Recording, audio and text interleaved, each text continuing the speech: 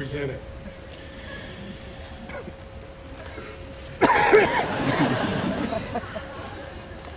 Both young men have shown passion for their varied academic and co-curricular interests and chosen to get involved from journalism and politics to theater and music.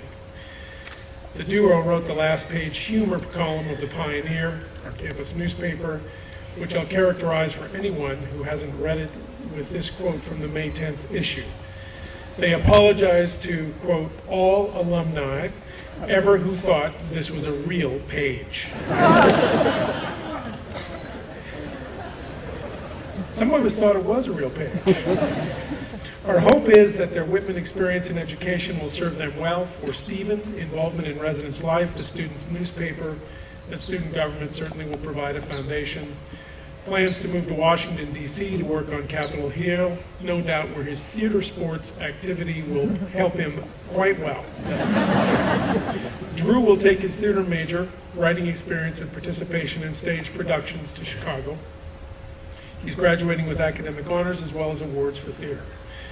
For our deep contemplation, thought, and perhaps entertainment, Stephen and Drew present Dressing for Success in an Infinite Void, the value of a liberal arts education.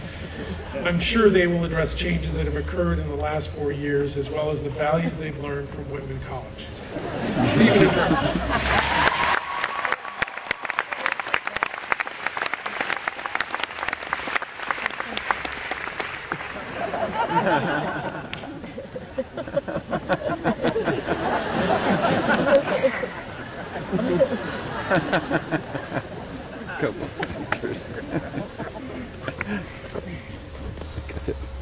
Thank you. Winston Churchill once said, "I can think of nothing greater than the graduating class of Whitman College in 2007. Friends, today let us dedicate ourselves to Mr. Churchill's words. As we go forth into the real world, let us resolve to be the best graduating class Whitman College has ever seen from the year 2007. Before we begin, we'd like to take a moment to be sure to thank all of the people here today who have touched our lives so deeply. Staff, faculty, our families, Tony Cabasco, and everybody else who has made today possible. Thank you from the bottom of our hearts. You're welcome, Stephen. Dictionary.com defines commencement as article not found. But it means so much more than that. It means end of something. Today, we end our lives as college... I'm going to have to stop you right there. How did you spell commencement? Okay, thank you. More importantly, commencement doesn't actually mean end, it actually means beginning, to commence. Today we're beginning... No, beginning is convocation. No, that's convocation.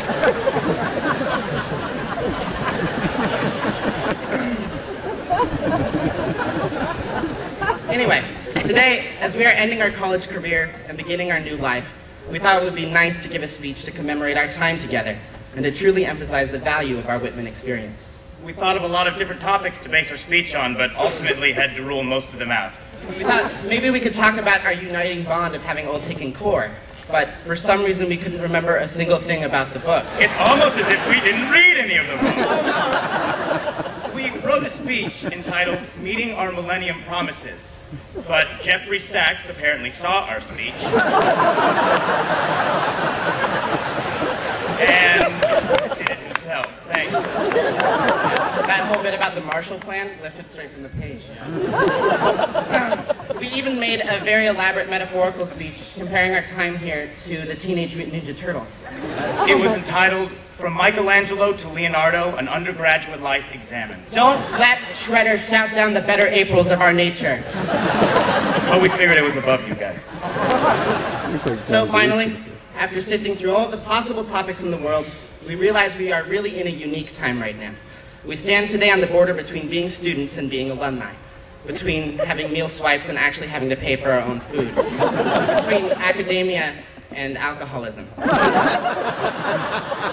More than any other time, we are in a great position to comment on what it truly means to be a Whitty. What is it about the Whitman experience that truly defines who we are? We've certainly changed quite a bit since our young, innocent faces came here in 2003. When we arrived, the current freshman class, the class of 2010, were early high schoolers, still dealing with puberty and voice changes. Now some of you are sleeping with them.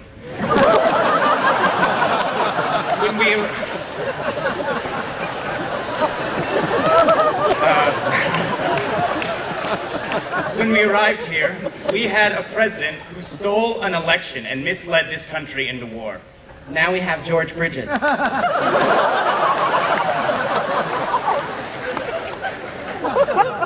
When I arrived here, I was just a boy.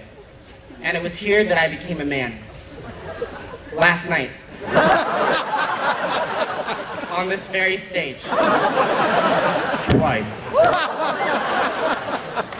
But what's really changed is that we're all leaving as much more well-rounded individuals due to the liberal arts education we received. What is a liberal arts education? Well, liberal arts has come to mean studies that are intended to provide general knowledge and intellectual skills, rather than more specialized occupational, scientific, or artistic skills. That's really good research, Drew. Wikipedia. But more specifically, it means that science majors can write beautiful poetry and understand the futility of their stupid lives. And we, as humanities majors, know our way around the science lab. Which is good, because we'll know how to clean the place when that's the only job we can do. But our critical thinking skills are now fully developed, and after 4 years, we are ready for the world outside of Whitman. It's going to be hard to leave, but as our class leaves its mark on this campus, a new one takes its place. It's the circle of life. And it moves us all. It seems strange that in just a year, people that we don't even know will be walking on our Ankeny field, sitting in our library, renting our DGs.